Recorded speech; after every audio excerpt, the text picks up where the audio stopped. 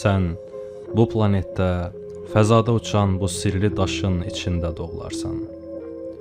Bu dünyaya heç nəyə sahib olmadan gələrsən.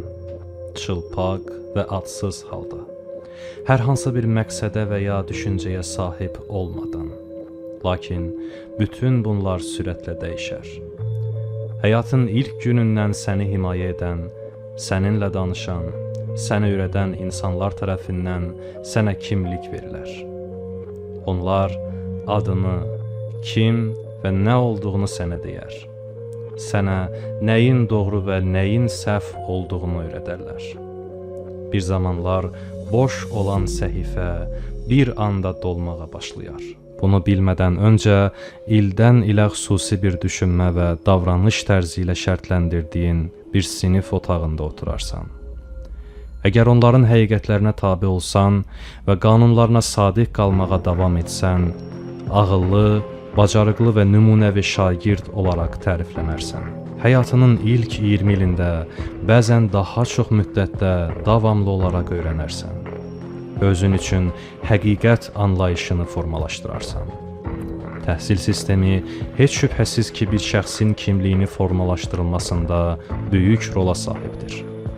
O sənin güclü və zəif yönlərini sənə deyər, qanun və nizamnamələr çərçivəsində çalışmağı öyrədər, hətta sənə bəzi peşələr də təklif edər. Lakin heç öz-özündən soruşmadınmı? Mən kiməm? Mən valideynlərimin mənə verdikləri bu adammı? Mən içində yaşadığım bu bədənəmmi? Həqiqətən də mən sadəcə bunlardanmı ibarətəm? Həqiqətən də mənim həyatım bətindən çıxdığım zamanmı başladı? Həqiqətən də məni qəbrə qoyduqları zaman var olmağa davam edirəmmi? Sadəcə və sadəcə əhatəmdəki insanların arasında doğulduğum üçün onların dininə mi inanmalıyam? Birdən bütün öyrəndiklərim və mənə öyrədilənlərin hamısı yalan olsa, onda necə? Öz-özünə bu sualları vermisənmi?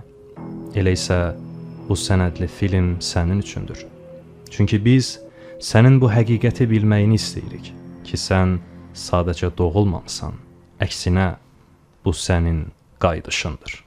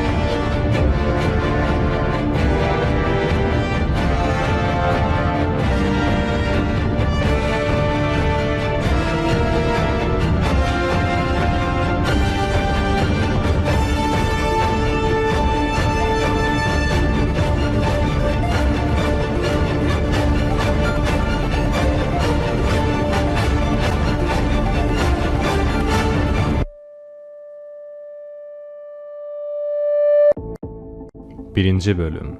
Qayıdış. Bədəninə aid olmadığını heç hiss etdinmi? Bəlkə də aydın şəkildə qəribə yerlər və zamanlar xəyal edirsən ki, hərə onlar barədə heç bir xatirən yoxdur. Bəlkə də bir şey səni çəkir və ya heç əlaqəsi olmayan bir şeyə qarşı anlaşılmaz bir qorxun var. Ola bilər, keçmiş bir həyat təcrübənin əlamətlərini yaşayırsan. Tarix boyunca insanlara ruhların inkarnasiyasının doğru olub-olmadığı maraqlı olub. İçimizin dərinliklərində əsla ölməyən bir ruh mu var? Ruh həqiqəti həyatın ən mühüm sualları arasındadır. Onu görmək və eşitmək mümkün deyil, amma hiss etmək mümkündür. Bütün dinlər maddi bədənin sərhədlərini aşan mənəvi varlıq olan ruhun varlığından bəhs edir. Lakin ruh köçürülməsi bu dövrdə həmişə dinin bir hissəsi kimi qəbul edilmir. Bu məfhum yeni deyil. Əksinə, bu ifadə insanın öz tarixi qədər qədimdir. Reinkarnasiya eramızdan əvvəl 1600-cü illərdə Şimali Hindistanda ortaya çıxdı. O zamanlar Davud əleyhissalam və nəsli Yerusəlim dağlarına qədər İsrailə hökm edirdi. Bir fikir olaraq ruhların köçürülməsi haqqında ilk rəy ən azı 2600 il bundan əvvələ gedib çıxır. Və bunun izləri Hinduizm yazılarında mövcuddur. Bu inanca görə ruh yer üzündə dəfələrlə inkarnasiya edir. Nəhayət, kamilliyə çatır və öz mənbəyinə qovuşur. Bu müddət ərzində ruh fərqli bədənlərə girir, fərqli formalar alır və çoxlu sayda fərqli həyatlar yaşayır. Bhagavad Gita adlı kitabda Peyğəmbər Krishna əleyhissalam bu prosesi belə izah edir. İnsanın köhnəlmiş paltarlardan azad olaraq yeni paltarlar geyindiyi kimi, ruh da köhnəlmiş bədənlərdən azad olaraq yenilərini geyinir. Hinduizmin şərqdə və qərbdə olan dinlərin atası olduğu kimi, ruhun müxtəlif bədənlərdə yerləşdiyini deyən teorem də əsrlər boyunca qalmış və fərqli aləmlərə yayılmışdır. Eramızdan əvvəl 6-cı əsrdə Hindistanda iki yeni din ortaya çıxdı. Hər ikisinin kökü Hinduizmə dayanır və hər ikisi bugünümüzə qədər gəlib çıxıb. Bunlardan ilki Hind şahzadəsi Natakuta Vardamana tərəfindən qurulmuş Jainizmdir. İkincisi, Budda olaraq tanınmış Siddhartha Gautama tərəfindən qurulmuş Buddizmdir.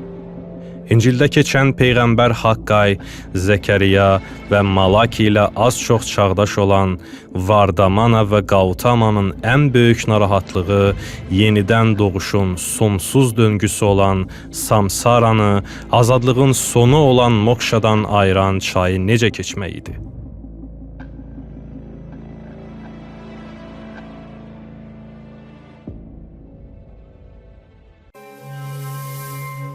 Eyni yüzillikdə təxminən eramızdan əvvəl 580-ci ildə doğulmuş Yunan filosofu və riyaziyyatçısı Pifagor ruhun ölümsüz olduğunu vurğulayıb. Pifagora görə ruh bir bədəndən başqa bədənə köç edə bilər. Bundan əlavə hətta heyvanlar və bitkilər kimi başqa məxluqların da bədəninə köç edə bilər. Və ruh hər qayıdışında öz keçmişini unudur. Beləliklə, hər yaşamımızda sanki ilk dəfə yaşayırmışıq kimi hiss edirik. Bildiyimiz qədərilə bu, qərbdə reinkarnasiyadan bəhs edən ilk nəzəriyyədir. Növbəti yüzillikdə Yunan filosofu Əflatun ruhun hətta 10.000 il boyunca dəfələrlə doğulduğunu və sonda səmavi xoşbəxtliyə doğru getdiyini öyrətdi.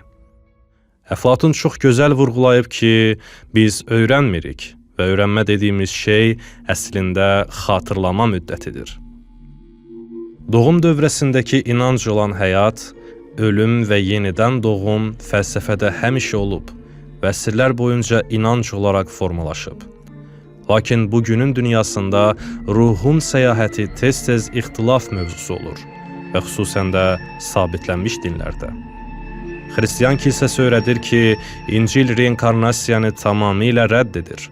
Lakin bəziləri qədim xristiyanların həqiqətdə reinkarnasiyaya inandıqlarının fərqinə vardılar.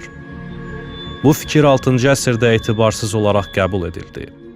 İsa əleyhissalam bir dəfə açıq-aşkar vurğulamışdı ki, sənə düzünü deyim, bir kəs yenidən doğulmadıqca Tanrının səltənətini görə bilməz. Yuhanna 3-cü ayə. Yuhanna kitabında sadəcə bu cümlə belə göstərir ki, reinkarnasiya fikirləri İsa əleyhissalamın tərəfdarları arasında mövcud idi. İsa yolda gedərkən doğuşdan kör bir adam gördü. Tələbələri İsa'ya, Rəbb, kim günah işlədi ki, bu adam kör doğuldu? Özü, yoxsa ata-anası deyə soruşdular. Yuhanna 9-cu bölüm 1-ci, 2-ci ayələr. Valideynlərinin günahlarından dolayı körpənin cəzalandırılması fikri Yahudilikdə çox yayılıb. Lakin insanın günah işləyib nəticədə kör doğura bilməsini izah etmək çox çətindir. Yeganə izah onun daha öncəki inkarnasiyasında günah işləmiş olması və o dövrdəki əməllərinin bugün onun əziyyət çəkməsinə səbəb olmasıdır. Bu, İsa'nın öz həvariləri ilə reinkarnasiya mövzusu haqqında bəhs etmələrinə işarə edir. Lakin xristiyan təlimində ruh köçürülməsinin yeganə sübutu bu deyil. İncildə ən məşhur reinkarnasiya örnəkləri vaftizçi Yəhyanın həqiqətdə İlya peyğəmbərin reinkarnasiyası olduğunu söyləyən pasajlardır. Uzun zaman əvvəl İlya peyğəmbərin ruhunun qayıdacağı deyilmişdi. İncildə belə yazılıb. Rəbbin böyük və qorxunc günü gəlməzdən əvvəl sizə peyğəmbər İlyanı göndərəcəyəm. Malaki 4-cü bölüm 5-ci ayə. Mələklər dedi, qorxma Zəkəriyya, duan qəbul edildi. Zövcən Elizabet sənə bir oğul doğacaq. Adını Yəhya qoyacaqsan. Rəbb üçün hazırlanmış bir millət yetişdirmək üzrə İlyanın ruhu və gücü ilə Rəbbin önündən gedəcək. Luka 1-ci bölüm 13-17-ci ayələr. İsa əleyhissalam özü də həvarilərinə vaftizçi Yəhyanın həqiqətdə rəcət etmiş İlya olduğunu təsdiqləmişdi. Sizə deyirəm, İlya gəldi. Onun haqqında yazılmış olduğu kimi ona etmədikləri qalmadı. Markos 9-cu bölüm 13-cü ayə. Sizə deyirəm, İlya gəldi, amma onu tanımadılar. O zaman həvariləri İsa'nın onlara vaftizçi Yəhyadan bəhs etdiyini anladılar. Matta 17-ci bölüm 12-13-cü ayələr. İsa əleyhissalam açıq aydın deyirdi ki, İlya vaftizçi Yəhyanın reinkarnasiyasıdır. Lakin İsa'nın dövründə reinkarnasiya müqəddəs kitabda qeyd olunmamışdı. Köhnə əhddə Əyyub peyğəmbər bildirir ki, anamın qarnından çılpaq gəldi. Çılpaq olaraq da ora qayıdacağam. Əyyub 1-ci bölüm 21-ci ayə. Bir insan başqa bir bədəndə doğulmadan anasının qarnına necə qayıda bilər? Bu bəyanın yeganə izahı ruhun fərqli fiziki bədənlər arasında köç etməsidir. Reinkarnasiya olmasaydı, bir adam öz əcdadının bədənində necə ola bilərdi? Əyyub kitabı sadəcə xristiyanların müqəddəs kitabının cüzlərindən deyil, Yahudilərin Tövratından da bir bölümdür. Bu da o deməkdir ki, ruh köçürülməsi Yahudi inancında da qəbul edilmiş fikirlərdəndir. Bu dəlilə baxmayaraq, əsas axın Yahudilik reinkarnasiya fikrini rədd edir. Halbuki bu, Yahudi təsəvvüfünün önəmli fikirlərindən biridir. Kabala təliminə görə ruh bu dünyaya çoxlu inkarnasiyalarla gəlir, nəhayət kamilliyə çatır. Ruh bədəni tərk edir və bədən düşüb ölür, amma ruh əsla ölmür. Ruh bədəni tərk edir və yüksəlir. Nəhayət cənnətin qapısına yaxınlaşır və hakimin huzurunda dayanır. Və orada cənnətdən əzəmətli bir səs eşidilir. O əzəmətli səs ruhdan, dünyamın ləzzətini çıxardınmı deyə soruşur. O, dəlisən, oradakı aclıq və müharibələrə bax, orada nələr olur? Ruh bu cavabı verdiyi zaman təkrar dünyaya qayıtmaq məcburiyyətində qalır. Və sonda öyrənir ki, Allah bu dünyanı onun xoşbəxtliyi üçün ona təqdim edib. Yəhudi təsəvvüfü pik nöqtədə izah edir ki, Allah ilk insanı, Adəmi cənnət Ədin cənnətinə yerləşdirib. Eyni gündə dünyanı yaratdığı kimi, bu gündə də burada, bu dünyada onu Ədin cənnətinə yerləşdirdi. Ruh köçürülməsinin kabalistik termin qarşılığı Gilguldur və ivritcə çarx mənasına gələn qalqal sözü ilə əlaqəlidir. Bir çox kabalistlər ruhların köçünə və hər birimizin bundan əvvəl bir çox həyatlar yaşamış qədim ruhlara sahib olduğumuza inanır. Ana xətt Yəhudiliyin reinkarnasiyanı inkar etməsinə baxmayaraq, din çərçivəli şəkildə diriliş haqqında öyrədir. Məsih sülh və rifah dolu mükəmməl bir dünyanın əsasını qoymağa gələndə ölmüş salih kəslər həyata qaytarılacaq. Onlara qüsursuz bir dünyada yaşamaq fürsəti veriləcək. Bu hadisə əsasən ölülərin dirilməsi olaraq təfsir edilir. Bəs bu, bədənlərin deyil, ruhların dirilməsindən bəhs edə bilməzmi? Yahudilikdə və xristianlıqda olduğu kimi, İslam alimləri də ruh köçürülməsini inkar edirlər. Bəs Allah Quranda buyurmadımı ki, Allahı necə inkar edirsiniz? Ki siz ölü idiniz, o sizi diriltdi.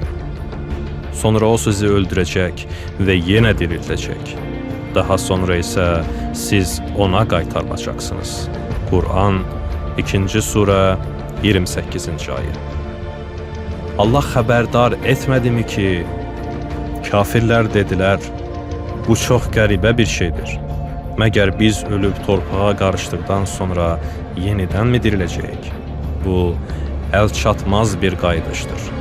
Quran 50. surə 2. 3. ayələr. Allah bildirmədimi ki, biz sizi torpaqdan yaratdıq. Sizi ora qaytaracaq və bir daha oradan çıxardacağıq. Quran 20. surə 55. ayə. Həqiqətən də ölümdən sonra yenidən həyata qayıdışdan bəhs edən Quran ayələri çox saydadır. Lakin dəlillər burada bitmir. Reinkarnasiya həqiqətdirmi deyə soruşulduğu zaman İmam Əhməd Əl-Həsən əleyhissalam belə buyurdu. O həqiqətdir. Ruh heç vaxt ölmür. Və Əhl-i Beyt əleyhissalam bizə reinkarnasiya fikrinin var olduğunu dəstəkləyən çox sayda hədislər qoyub. Bu mövzu ən mühüm mənbələrdən biri Həftüş Şərif adlı əlyazmadır. Bu əlyazma İmam Sadiq əleyhissalam və səhabəsi Müfəzzəl İbni Ömər arasında olan söhbətdən ibarətdir. Əlyazmada İmam Sadiq əleyhissalam reinkarnasiyanın dəlilini Quran, sünnə və hədislərlə izah edir. Əlyazmanın bölümləri hinduistlər və Yunan filosofları kimi reinkarnasiyanın müxtəlif formalarından bəhs edir. İmam Sadiq əleyhissalam təsdiqləyir ki, həqiqətən də ruh fərqli növ bədənlər arasında hərəkət edə bilir. Xeyir əməl sahibləri yenidən insan olaraq inkarnasiya edəcək. Şər əməl sahibləri isə daha rəzil formalara düşəcək. İnsan formasından insan formasına reinkarnasiya edən ruh nəsxdir. İnsandan heyvana köçürülən ruh isə məsxdir. Bu hadisənin dəlili Quranda qeyd edilmişdir. Maidə surəsinin 60. ayəsində belə buyurulur. De, Allah yanında cəza etibarilə bundan daha pisini sizə xəbər verimmi? Onlar Allahın lənətlədiyi, qəzəb etdiyi, özlərini də meymunlara və donuzlara döndərdiyi şəxslər və tağuta ibadət edənlərdir. Onlar yeri daha pis olan və doğru yoldan daha çox azanlardır. Quran 5. surə 60. ayə. Ruhun səyahəti elə bir sirdir ki, bunu hələ indi anlamağa başlayırıq. Sənin indiki görünüşünün bundan əvvəlki inkarnasiyadakı görünüşünün demək olar ki, eynisi olduğunu öyrənməyin səni təəccübləndirərmi? İmam Əhməd Əl-Həsən əleyhissalamdan ruhun yerləşdiyi bədənlər haqqında soruşulduğu zaman belə buyurdu. Hər bir ruhun müəyyən sayda fərqli surətləri var. O, bu və ya buna yaxın surətlərdə inkarnasiya edə bilir. İmam Əhməd Əl-Həsən əleyhissalam bugün eyni ilə bundan əvvəlki inkarnasiyasında olduğu kimi görünən insanlardan bəzi nümunələr açıqladı. Bənzərlik çox heyrətamizdir. Və insan bu yerdə dayanmalı və öz ruhu haqqında həqiqətən də düşünməlidir. Ruh niyə bu dünyaya təkrar-təkrar qaytarılır? Bu yer imtahan yurdudur. Nə cənnətdir, nə də cəhənnəm. Bəlkə də ruhun qayıtmasının ən mühüm səbəblərindən biri ona verilmiş ilahi vəzifəni yerinə yetirməkdir.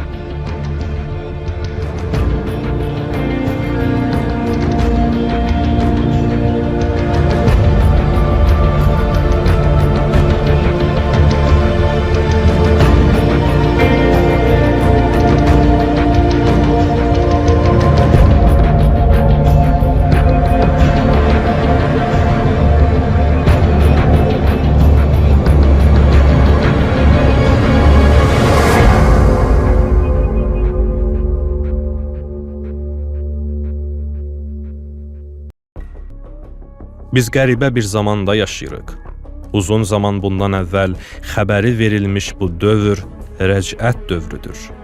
Allahın iki qrup insanı dirildəcəyini açıqlayan çox sayda hədis və ayələr var. İlk qrup imanın zirvəsinə çatanlar, ikinci qrup isə küfrün zirvəsinə çatanlardır. Yer üzündə zülmətlə nur arasında olan bu böyük müharibədə ən yaxşı möminlərin ruhları, ən rəzil kafirlərin ruhları ilə qarşı-qarşıya gələcək. İmam Əhməd Əl-Həsən əleyhissalam buyurur, rəcət aləmi bu aləmdən fərqli bir aləm deyil. Biz bugün rəcətdəyik və rəcət hər dövrdə olur. Və rəcət indiyənəcən dayanmayıb, lakin bu zaman çox xüsusidir və bir də təkrarlanmayacaq. Çünki bu zamanda bütün nəbilər, rəsullar, vəsilər və salihlər bir araya toplanmışdır. Görmək istəyənlər üçün reinkarnasiya İslam dinində hər zaman mövcud olmuşdur.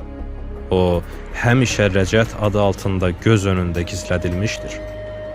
Və Əhl-i Beyt əleyhissalam tərəfindən rəvayət edilmişdir ki, böyük məsələ olan rəcət sadəcə zamanı gələndə aydın olacaq.